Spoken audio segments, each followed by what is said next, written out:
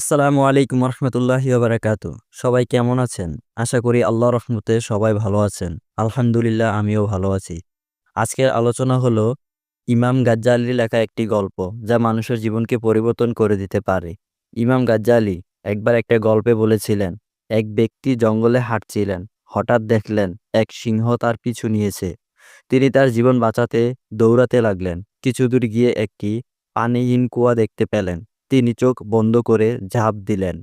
পড়তে পড়তে তিনি একটি ঝুলন্ত দড়ি দেখে সেটিকে ধরে ফেললেন এবং ওই অবস্থায় ঝুলে রইলেন। ওপরে তাকিয়ে দেখেন কুয়ার মুখে সিংহটি তাকে খাওয়ার জন্য দাঁড়িয়ে আছে। নিচের দিকে তাকিয়ে দেখেন বিশাল এক সাপ তার নিচে নামার অপেক্ষায় চেয়ে আছে।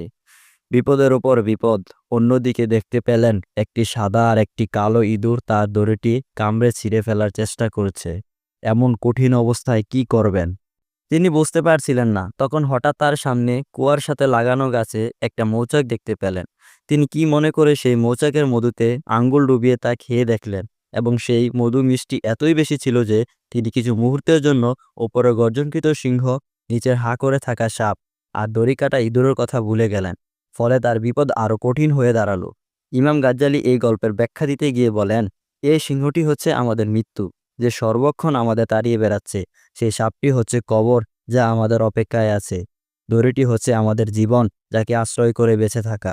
সাদা ইঁদুর হলো দিন আর কালো ইঁদুর হলো রাত, যারা প্রতিনিয়ত ধীরে ধীরে আমাদের জীবনের আয়ু কমিয়ে দিয়ে আমাদের মৃত্যুর দিকে নিয়ে যাচ্ছে।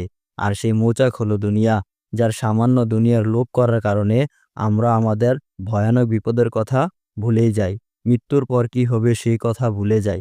দুনিয়ার লোভ আমাদের থেকে দূরে সরাতে হবে আর বেশি বেশি কবরের আযাবের কথা চিন্তা করতে হবে।